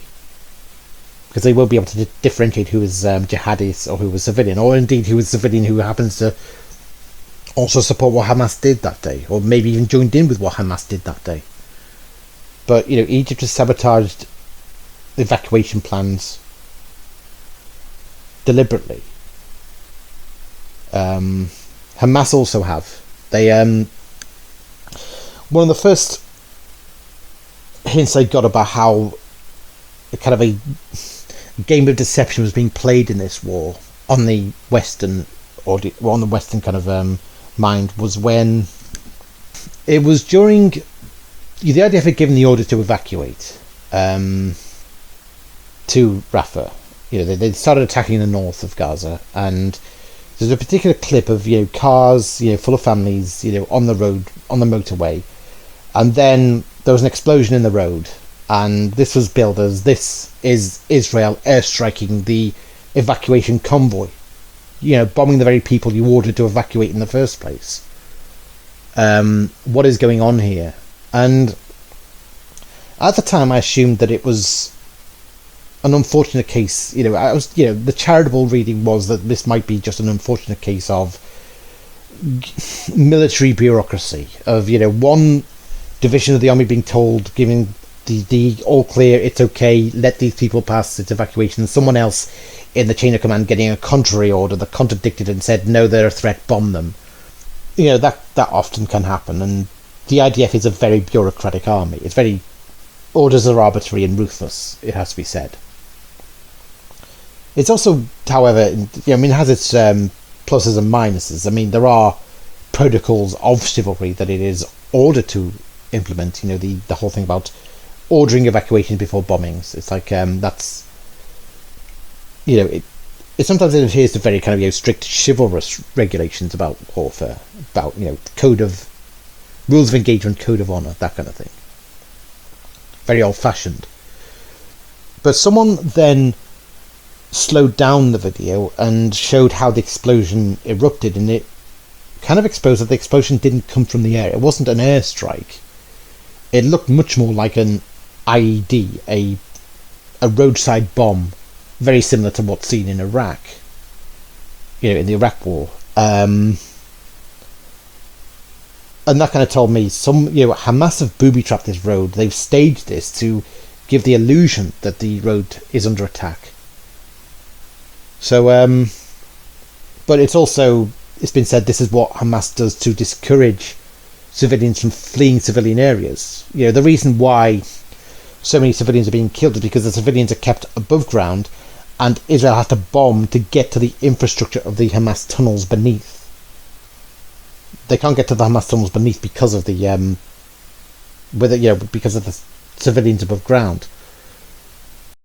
حتكون كبيرة جدا، في خطر كمان عليك.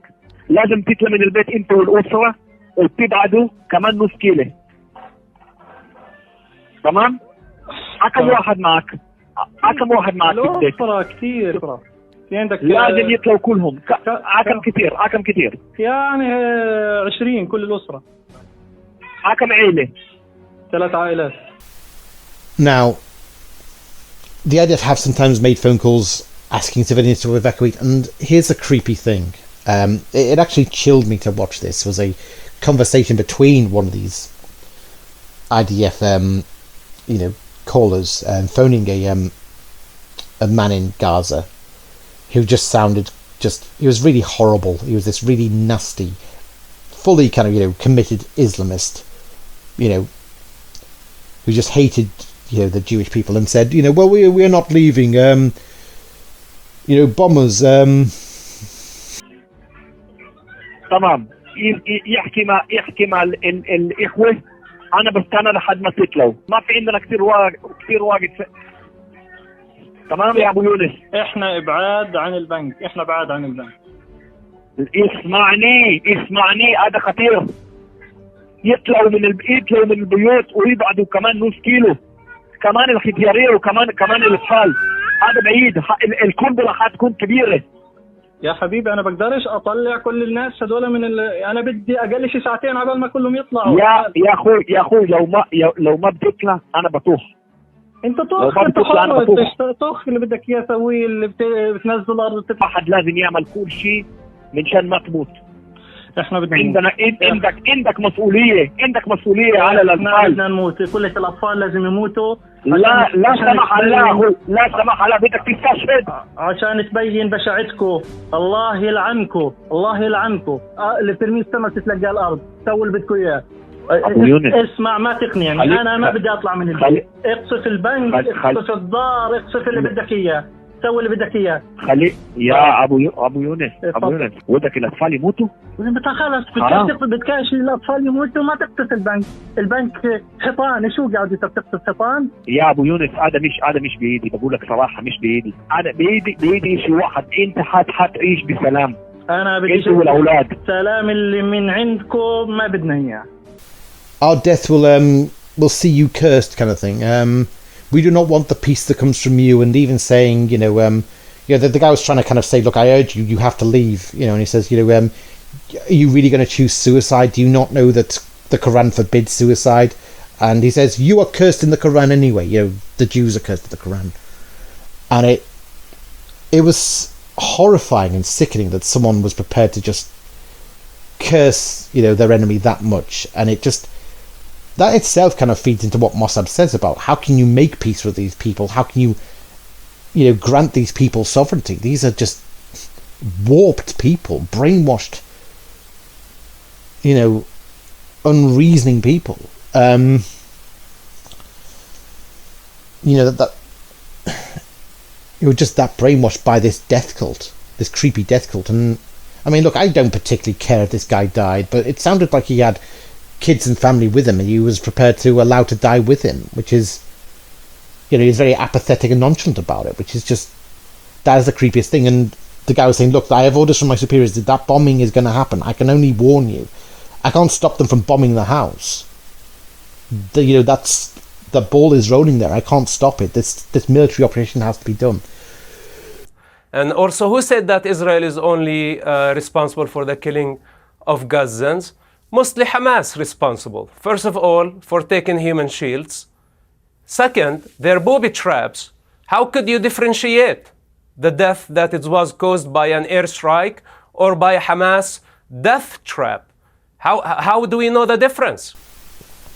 So it has to be borne in mind that's part of the reason why there's so many civilian deaths. It also has to be borne in mind that when they talk of human shields, because people will say, well, why can't the IDF say, well, look, if you can't take out the terrorists without killing civilians, why not just withdraw and let the terrorists go?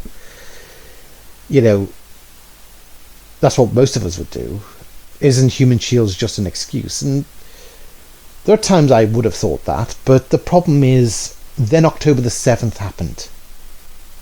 And what October the 7th showed is, this is what happens when you don't take the shot there and then. What happens is these jihadists that you failed to kill then will then invade your territory and viciously, ruthlessly murder everyone they can. There is an imperative to take out the terrorist there and then, without delay. Because, you're just waiting until tomorrow. Because if they get to wait today, who knows what they'll do tomorrow. And October the 7th showed what they could do tomorrow. And so that it is actually imperative. Take the shot before they endanger your civilians. That's what the military has to do. Its sworn duty is to protect its own citizenry above all. And October the 7th shows what happens when it fails in dereliction of that duty. So that's why there's been the huge death toll there has been. But Mosab himself said, Israel could have carpet bombed the entire Gaza Strip and killed 100,000. And they risk their lives to make this a kind of an urban combat operation. There are IDF putting their lives on the line to do this properly, to do this with some degree of, rules of engagement chivalry. Look, very important to understand the origin of suffering. And the cycle of violence is a very long, vicious cycle of violence. And I think the root cause of this is the false narrative and the victim narrative. Instead of taking responsibility, we blame everybody. The suffering of the Gazans, do you think you are the only ones who see the suffering of the Gazans? You are not the only one. And the West But Bank in and war, other people in suffer. Palestine. Please, sir. I am from the West Bank. I must admit, I didn't quite understand why he got this belligerent with her over that. What is he saying when he says you're not the only one to see the suffering? And I have kind of pondered what he means, and I think several things he's getting at is, firstly, again, it goes back to, why is no one asking Hamas, do you not see the suffering you're causing with this stupid stunt of yours, with your commitment to this insane war with Israel? You know, do you not see the suffering you're causing to your people by propagating this war? But I think moreover he's saying, I've seen it, and I've seen it for decades, and I've seen the same cycle carried on and propagated by Hamas and by my own people, and you know, I see it. I've seen it plenty. I'm sick of it, but it's nothing will change until Hamas are out of power. Basically, I think that's the gist of what he's saying is, you know, I see it plenty. I've lived it, you know. Yeah, you can't tell me that I don't see the suffering. I've seen it on the ground again and again. I think that's kind of what he's getting at. But in war, people suffer. And the West But Bank in and war, other people suffer. Palestine. Please, sir. I am from the West Bank. This is my birthplace, and I know what's going on Then there, and I know think you all the ought to con discuss that artists as who well. have been hijacking generation after generation. They don't care for the children. They don't care for humanity. Their game is for power and money. This is what they do. So now the situation in Gaza, we call it a human shield situation. A society that has been hijacked by Islamists who don't value life, their purpose in the other life, not in this life. Hence, they want to destroy Israel, and they want to destroy all other civilizations. And this is why we don't accept this. This again gets to the crucial point about sovereignty. Sovereignty, you know, a case for statehood means, you know, it should be entrusted to people who can be trusted to be a good government, who care about the people, care about the best quality of life for the people, and for good relations with their neighbours, and, you know, for avoiding war with their neighbours. And he's saying, if you've got people who don't even value the life we have now, who are just committed to this idea of this mythical afterlife, as a reward for killing Jews, as a reward for waging jihad, he's saying there's no way you can build a society, you know, that a government that thinks that way should be fit for sovereignty. You know, and Gaza is the ultimate example of, it has the resources and the money to be the Singapore of the Middle East. You know, it has the resources to be a Dubai, and to be a kind of its own Dubai, and yet the way it's run is by people who are just prepared to throw it all away on this insane religious cause and this insane hatred of Jews. It is nonsense that the Israelis have prevented a Palestinian state. They gave the Gazans a Palestinian state in 2005. They gave them a Palestinian state in 2005 when every Jewish person was ripped from their homes in the Gaza by IDF soldiers. And the Palestinian people were given a state. And what did they do? They voted in Hamas, who then killed their fellow Palestinians, never had another election, and used all the billions of dollars of taxpayer funds from the US, UK, and Europe to build terror tunnels and to enrich themselves so they could live the life of luxury in Qatar. Again and again, the reason there is not a Palestinian state is because the Palestinian leadership doesn't want one. Okay, Douglas, didn't want one in 1947, it preferred war, and it doesn't want one now. And you're saying, well, there's no basis for sovereignty if that's your belief system, if that's your government, that's your ethos, you know. Government should be focused on the secular concerns, but all Hamas cares about is the sectarian concerns, the religious concerns, the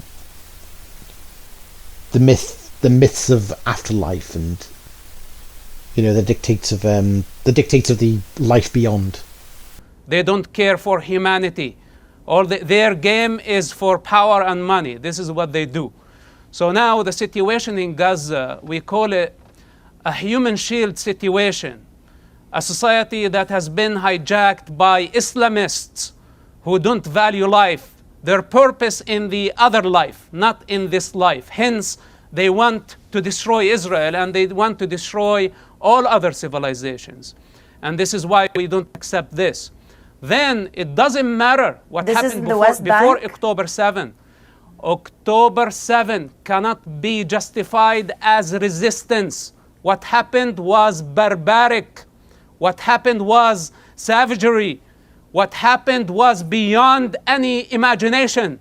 This is what ethnic cleansing and genocide really means. When you kill Can I ask one question? communities, wipe them out because of their religion, and ethnic background.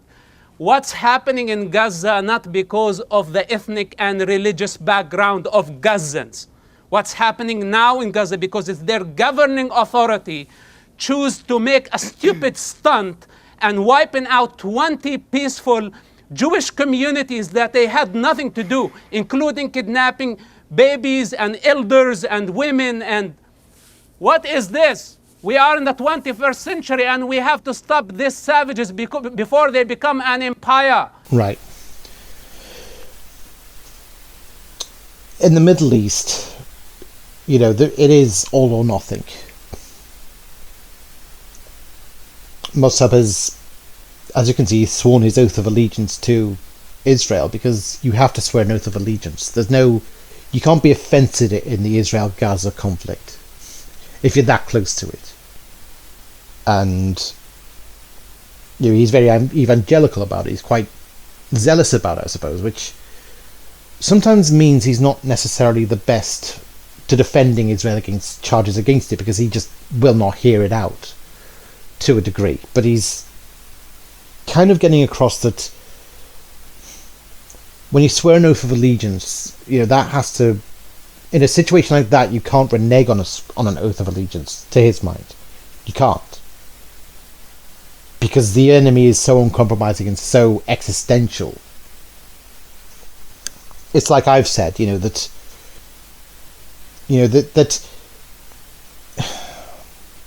nitpicking or citing, misdeeds by certain IDF, it's a luxury to be able to complain about that, and war does not offer you luxury. If you're deep in the war, you don't have that luxury. It's about standing with your side to ensure the other side, the side that is truly, in your mind, evil, is vanquished and is unable to propagate this war ever again. And this is kind of what he's saying. It's that people forget that that Israel could have carpet bombed the entire Gaza. They could have been far more merciless than they've been. And they've, in some ways, risked their lives to not be. They've risked their lives by making this a ground invasion and by facilitating evacuation routes as best as possible. They've risked their lives to do that. They've compromised their war effort to do so. And no one talks about that. And he says that needs to be talked about more. I'm in awe of that, because there are name one other army in the Middle East that does that. It's our responsibility to fight. And the foot soldiers in Gaza, let me tell you something. Those soldiers, they have families. They are humans. They are my friends. They are sacred warriors who are fighting on behalf of civilization to stop savages from taking over. Your sacred warriors. So don't tell me about the suffering. The suffering sir. of Gazans is the outcome of Hamas taking human shields. This is the outcome. This is Hamas What crime. about the suffering of Palestinians in the West Bank and other is not committing areas? a crime against humanity. Okay, I think, Israel look, is fighting in Gaza, Rama, following all hang on, war Mosab. protocols. I'm so sorry. Can Hang I on. just say one Israel, thing? listen. Let me just say something. Important. This is very important. Israel is following Fine, war let him finish. protocol in Gaza. Hamas broke every protocol, moral, universal protocol in this war. It's stark for me who's the noble, chivalrous side in this, and who are the forces of evil here. So it's like, this is my oath of allegiance. I've sworn my oath of allegiance, and this is why. Well, it may be, of course, that it turns out Israel has been committing some war crimes in Gaza. We will see. But let me ask you, Rama, you wanted to ask a question directly of Mosab. What was that? Yes. And this is the nature of this conflict. It is a luxury. I mean, and like I said, who do I stand with? Well, I stand with the Israeli people, like I said. And that means I have to stand with the government. You know, if I have complaints about the government or the military, those complaints can't override the fact that they are the ones defending the Israeli people. Preserving that oasis of civilization in the volatile Middle East. And, you know, it's that existential. So much is against Israel. The UN, South Africa, you know, through lawfare, there's existential threats to Israel through UN lawfare, through sanctions by the West, by idiot do-gooder leaders in the West, and obviously the direct existential threat from Iran and Hezbollah and Hamas would be happy for Israel to lose its Western protections and its Western arms supplies. Because their agenda then would be to just destroy the entire state, murder millions of Israelis, murder millions of Jews, and completely destabilise the entire region. And yet somehow the left think that's a noble goal. You know, I mean, if there might have been a part of me that might have been moved to sympathise with the Palestinian cause in the past, it's realising finally that the Palestinian cause is not just about holding Israel to account. It's about actually being out for the destruction of the state itself. It is about being behind an existential threat to Israel as a state. That is horrifying. And I'll never get behind that. And I don't think any sane person should. But we are not living in sane times. Propaganda is driving people to become more and more irrational. I think I forgot, but I want to just say one thing regarding what you said, sir, about the foot soldiers. Your honorable foot soldiers have been filming themselves boasting their war crimes in dinosaur suits, I believe, as well as donning Palestinian female lingerie of dead and displaced Palestinian women. I would assume that would enrage you as a Palestinian. Well, I'll just say this. Doesn't particularly bother me if Israelis are engaging in horseplay for the cameras with, you know, lingerie or... I mean, the pearl clutching about it by the left has been just ridiculous, especially from people like Abby Martin, who denies that the Hamas committed rapes on October the 7th and filmed it for the world. It's like, you know, you really going to say that in any way compares to the depravity of what Hamas did on October the 7th, and that Hamas filmed themselves doing on October the 7th.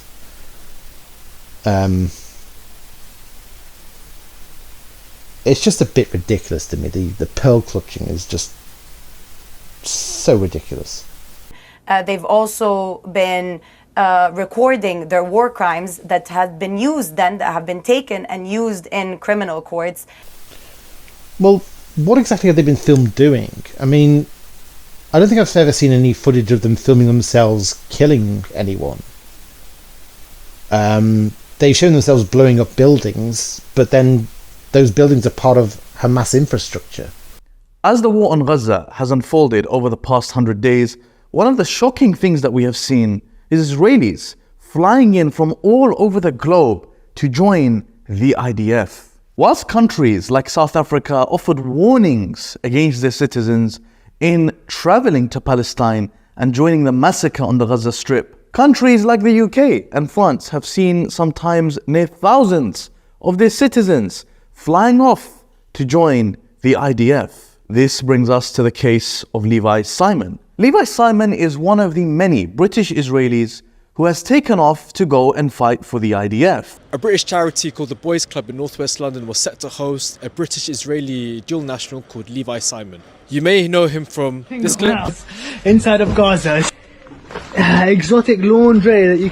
And that clip. Gaza waving an Israeli flag in one of their schools where they teach terrorism, so... But the event was cancelled, and here are some of the interesting things that we saw outside the venue.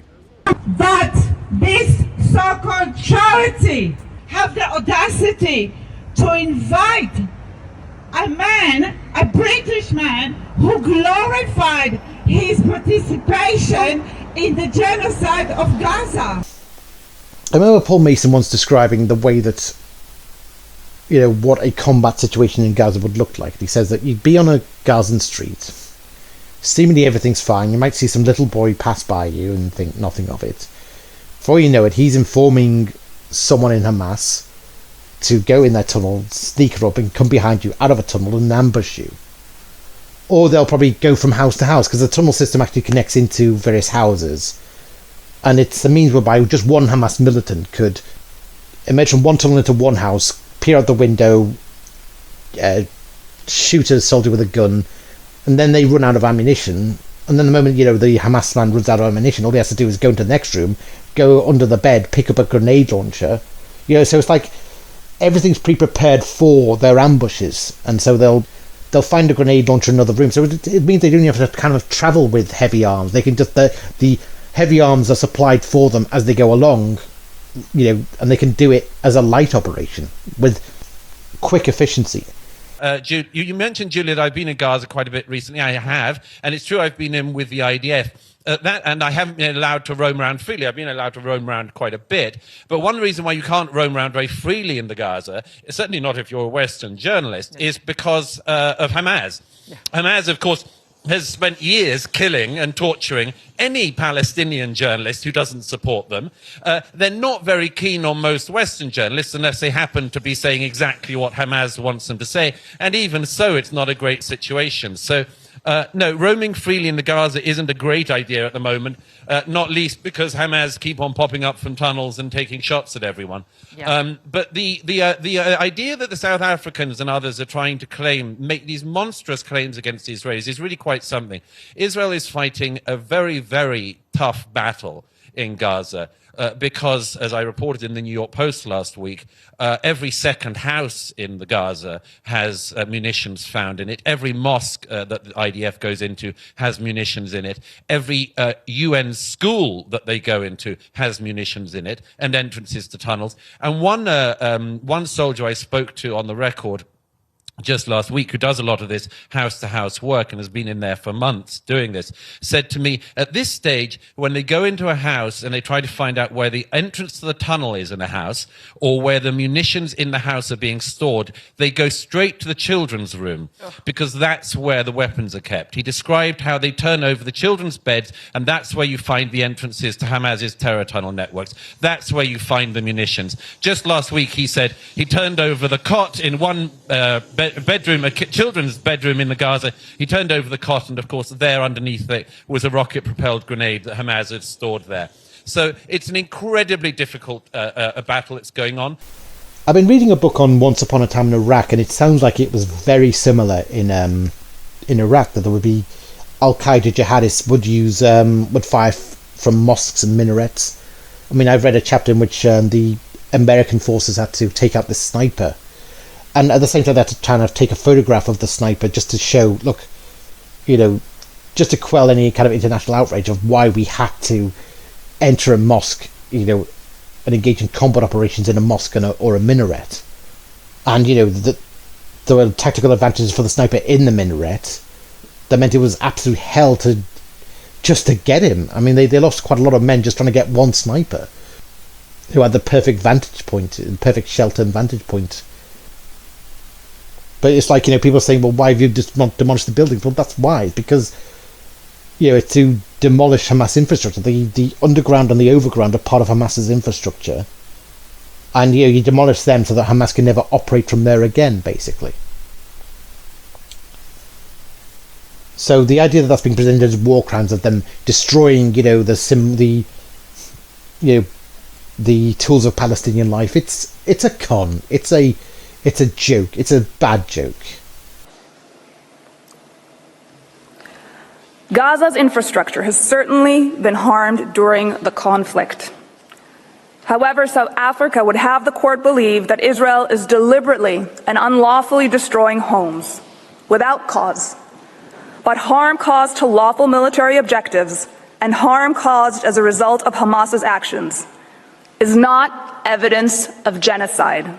Your honorable foot soldiers have been filming themselves boasting their war crimes in dinosaur suits, I believe, as well as donning Palestinian female lingerie of dead and displaced Palestinian women. I would assume that would enrage you as a Palestinian.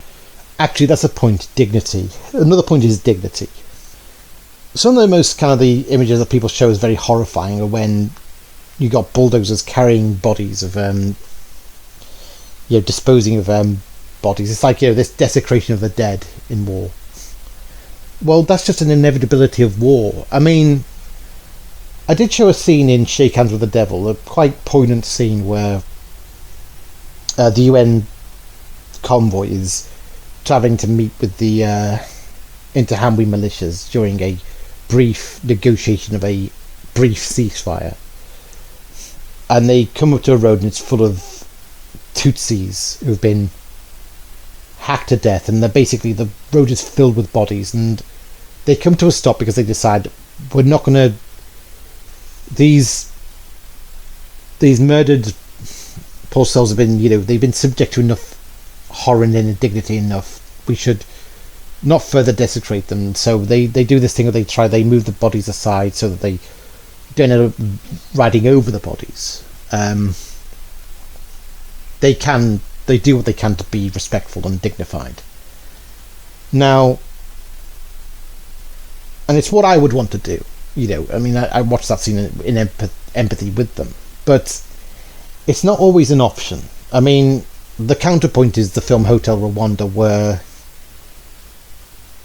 Paul Rusesabagina, he's told to go a particular route by one of the businessmen who's doing deals with the Interhamwe. It's a real nasty piece of work, but he supplies Paul with the goods he needs to take to the hotel. And there's a really horrible kind of nasty moment where he says, take this road, it's clear. And clear is a euphemism, because what he means is it's ethnically cleansed, we killed all the Tutsis there. But he doesn't actually say that, he just says it's clear. And I think he says that just to toy with him, just to set him up for the shock that happens when he drives into the road and ends up hitting bodies, and comes out, he sees the bodies, he sees the faces of machete victims in agony. And then this is kind of what informs his decision later when he says, look, if this hotel gets raided, he says to his wife and family, I want you to take the kids, go to the roof, jump to your death, kill yourselves there and then, rather than be, because if you are hacked to death by machete, it is the worst way to die. Okay, it'd be a kindness to our kids to do that. If you're going to die in this, I'd rather you die that way quickly than like that. But it's like he sees the horror and all he can do is drive on. He's just in a panic to get out, get away. So he doesn't stop. He does end up, unfortunately, driving over the bodies. Because it's more urgent for him. He can't take time. He doesn't have the... Time is more of the essence for him. He doesn't have the immunity that the UN kind of do. And so, people kind of look at what Israel's doing and, the way it's disposing of, roadside corpses, and it's like, well, It's like the left want this war to be over quickly, but at the same time they want to kind of reprimand Israel for being rash and reckless in how it gets it done quickly. It's like, it has to be ruthless, but it also has to, it has to get the war over quickly, but also has to slow things down to enforce evacuation routes, but it also has to, show dignity to the dead. It's all this endless bloody demands and dictates of the pearl clutchers on the left, who are just really scummy, dishonest actors, really. I mean, I'm not necessarily saying that's true of Rama Zain. I think she is a true believer. Unfortunately, she's a true believer of scumbags like Max Blumenthal as well, but I think she's a true believer, and I do, like I said, I think it's a bit of a shame that this debate ended up being not really a meeting of minds, not really a kind of a discussion of, of Mosab saying, you and me have a lot in common. I mean, you have a lot in common with me when I was 18 and when I first joined Hamas, and I believed in the cause. I think it's a shame that wasn't really that wasn't explored. Remembered, sir. You say that, you use very big terms. How would you then describe the slaughter of 40,000 people and away from Gaza? I want you to explain to me, how is it that you find it normal, and what you expect of a child that is taken and kidnapped from his home, from his family, from the West Bank? Okay. Is it normal that you have children being charged with under military law? Is this something you believe is sustainable? Should be noted about his father. In my video, The Darkness on the Left, I did cover a period when Hamas first learned the tactic of suicide bombing from Hezbollah, and they learned this during their period of exile. There was a period where Israel had a major clampdown on Hamas after they killed an Israeli security border guard. They clamped down on Hamas. They took them all into custody, took hundreds of members of Hamas into custody, and drove them to a mountain in southern Lebanon and basically exiled them there. In December 1992, the militant group Hamas kidnapped an Israeli border guard and stabbed him to death. The Israeli response was overwhelming. They arrested 415 members of Hamas, put them on buses, and took them to the top of a bleak mountain in southern Lebanon.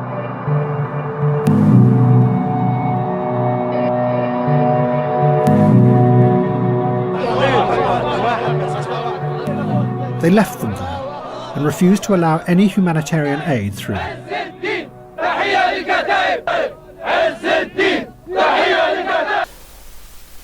Mosab's father was actually among them. He says in the book, and he actually describes that this was Hezbollah controlled territory, so inevitably Hamas learned from Hezbollah, from interacting with Hezbollah. They learned about the tactics of suicide bombing that Hezbollah had pioneered in Lebanon in the 80s. They used suicide bombing against the American forces there and the Israeli forces there, and Hamas adopted the same strategy. And during that time, they learnt from Hezbollah how powerful suicide bombing could be. Hezbollah told them how they had used it to force the Israelis out of Beirut and back to the border.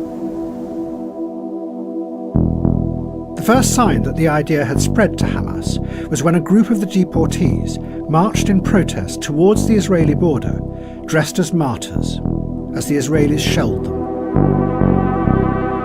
But it soon became more than just theatre. Hamas began a wave of suicide attacks in Israel. Just before 9, at the height of Tel Aviv's rush hour, the bomb ripped apart a commuter bus. An amateur cameraman recorded the scene in the moments afterwards as a dazed woman was helped out of the smouldering wreckage. I didn't want to believe that under my house there is a bomb. And when I realized it's a bomb, I started to cry because it was the first time I saw it in Tel Aviv. Hamas kept sending the bombers into Israel, sometimes day after day. The horror overwhelmed Israeli society. and it completely destroyed the ability of politics to solve the Palestinian crisis. Now, you might be wondering, how did they pass that on after their exile? Well, unfortunately, the international community intervened on humanitarian grounds and lobbied that these members of Hamas had the right to return, and that it was immoral to keep them, in exile and denied humanitarian aid. They had to be returned home. They had the right to return home. So, chalk it up to the international community of do-gooders making things worse yet again. Okay, let me give the final answer to Mosab. Well, are you talking about baby Kfir, whose first birthday was in Hamas captivity? Is this the child you are talking about? Because Israel does not kidnap children. The conclusion that he comes to in the book, when he kind of realised that the Palestinian Authority were not interested in getting to a two-state solution, a peaceful solution with Israel, is that he, in terms of what's sustainable, what he realised is that we're not fit for sovereignty. If it wasn't for the Israeli occupation, we would probably turn on each other anyway, because we've got so many rival factions killing one another. This horrible situation is as good as it gets, and that was kind of my position before October the 7th. I thought, as long as Israel is kind of fortified and protected, and it's funded by America, by the Iron Dome, but it's also kind of under a restraining hand by America, urge it not to go too far in retaliation. It seemed to me that's as good as it gets. That's the closest we're going to get to peace in that region. And it failed, and October the 7th proved even that wasn't going to work anymore. So in terms of what's sustainable, I think it is, to him, it's like, well, it is better the devil we know. It is better that the occupation can't end, really. Listen, best case scenario, if there is an occupation, it's between Israel and Jordan, or it's between Israel and Egypt, because it was not an occupation of a country called Palestine. There was never Palestine in history. This is not an absurd statement, it's reality. Palestine never exists. There was not a country, it was not a nation, it's not an ethnic group. We are Arabs. We are the Arabs of Judea and Samaria. And when I was born, like millions of Palestinians, we had Jordanian birth certificate. The people of Gaza were Egyptian with Egyptian birth certificate. There was no Palestine. Yasser Arafat created this entity, and everybody believed him. And this lie must die. This is why I don't like what Abiy and her likes doing by trying to delegitimize Israel. Until we get a government leadership that's actually worthy of self-governance, and our people break away from this death cult we've kind of all embraced. I think that's kind of what the book concludes, but that's kind of where the book's saying is, look, there isn't really a path to peace now because of our leadership. There's no path to an ending of the occupation now because of our leadership. Well, are you talking about baby Kfir, whose first birthday was in Hamas captivity? Is this the child you are talking about? Because Israel does not kidnap children. I'm talking about thousands of children, sir. No, policy. They do, sir. Even there is no such thing as thousands of children. The entire Palestinian prisoners, they are no not such thing even as a child, in it the thousands, seems, to in say your that eye. Mostly children. I mean, I do think also there is a bit of a disadvantage Mosab is at here, in terms of he has not been in the West Bank since the late 2000s, so he's a little bit out, and he's ostracized from the people there, obviously, so he is a bit out the loop of what actually is happening there. And in terms of the detentions that she's talking about, but then again, you kind of do wonder, well, this is, if Israel is dealing with rioters and its checkpoints, it's reprimanded for opening fire and killing, but it's also reprimanded for trying to take Palestinians alive. It's like so it does seem like it's a no-win scenario for Israel, really. It's like the NGO community is against them no matter what they do. the main thing is, of course, the argument that, you know, is it right that the IDF uses live fire, live rounds, against Palestinians throwing rocks at them? I mean, I don't really like the idea that lethal force is a worthy response to having rocks thrown at you, but I don't like the idea that the IDF is supposed to just take the rock being thrown at them, you know, just take it, especially if, you know that you've got militias like Hamas and Palestinian Islamic Jihad and Fatah kind of, you know, keeping watching, you know, how the Israeli army responds, and if they don't respond, they can see weakness there, and they can see that as a permission slip to be even bolder in their lethal violence, in their attacks, and in more lethal forms of violence. You know, the rocks, you know, throwing rocks is not kind of, you know, it's not a non-lethal means of resistance. You can kill someone by throwing rocks, and in fact, I'll never forget watching one documentary on the Israel-Palestine conflict. There's a particular motorway, I believe, in the West Bank I think it's the one that connects Jerusalem. But I think, in the documentary, I believe there's certain roadways that settlers or Israelis are allowed to travel on. And there was one incident shown in the documentary, and the documentary was not pro-Israel. It actually showed, you know, it just showed this as an example of, you know, on the other side there is of this conflict. But it's like, it showed the plight of the Palestinians, but it did show as an aside, this is an incident which some Palestinians have taken their rage out on the Israelis, and it showed an incident, one I will never forget, where some Palestinian youths had thrown rocks from a bridge on the motorway, and it hit a Israeli woman's car with a 5-year-old daughter in the car with her, and the rock had hit her 5-year-old daughter. It was just malicious, it was unprovoked, and the 5-year-old daughter was now confined to a hospital bed on life support, her eyes rolled back into a skull, and she was just not responsive. She was on life support, and she was just seemingly dead to the world. And it was a horrible, you know, this 5-year-old girl will never be able to have a normal life, and the mother will never be able to be at peace. You know, she'll forever be frantic about her daughter who's just never going to have a normal life, and you know, because she's got permanent brain damage at such a young age. So no, you can't tell me that, you know, throwing rocks at IDF or at anyone is just innocent and harmless, and that it should just be taken. And, you know, Mosab has said that. He said, look, there'd be no need for these riots if Arafat had just signed the bloody papers. You know.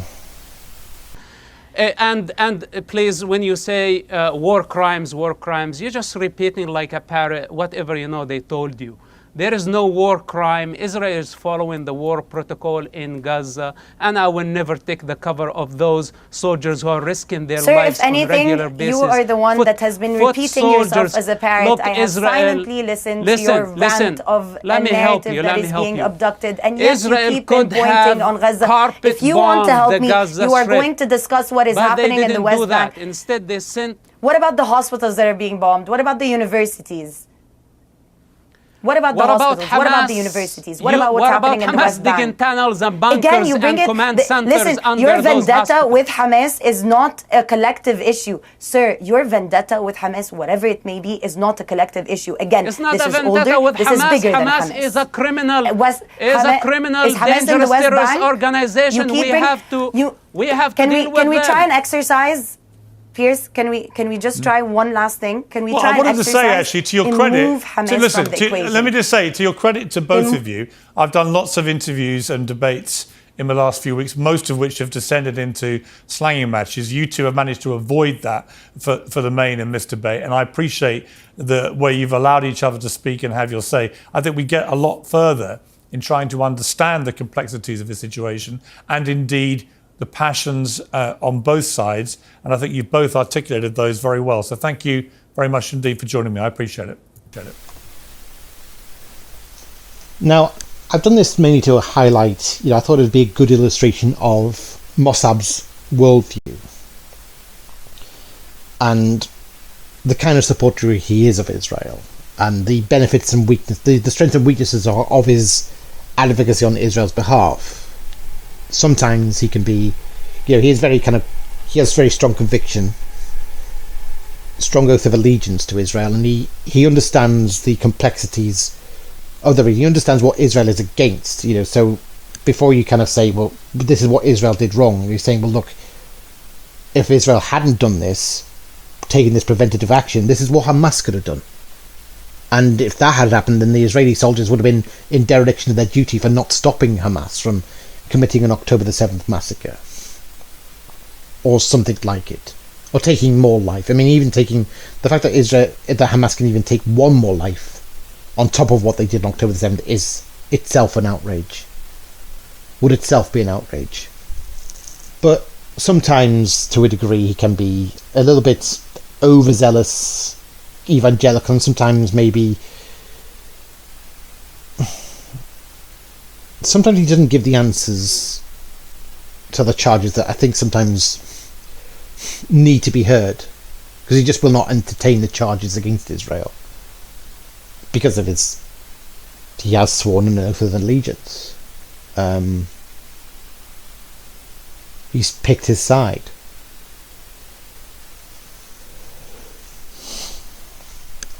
And but I think that gives it an idea of Mosab's worldview and why he is despised by the left, is because he dares to question their sacred text, their sacred edict that all peoples deserve statehood and sovereignty and rights. And he's saying, no, these things have to be earned. You can't just give the Palestinians a state, especially not now. You can't just give them a state and trust that they're fit for sovereignty. Because I know what Palestinian leadership is like. And furthermore, it has to be denied to the Palestinian people now, because otherwise it's going to look like a reward for the horrors of October the 7th.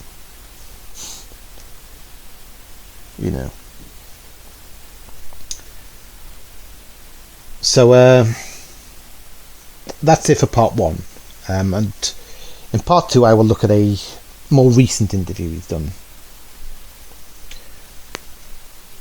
Because I think this is a good way to cover ground in the issues of this war. See you next time.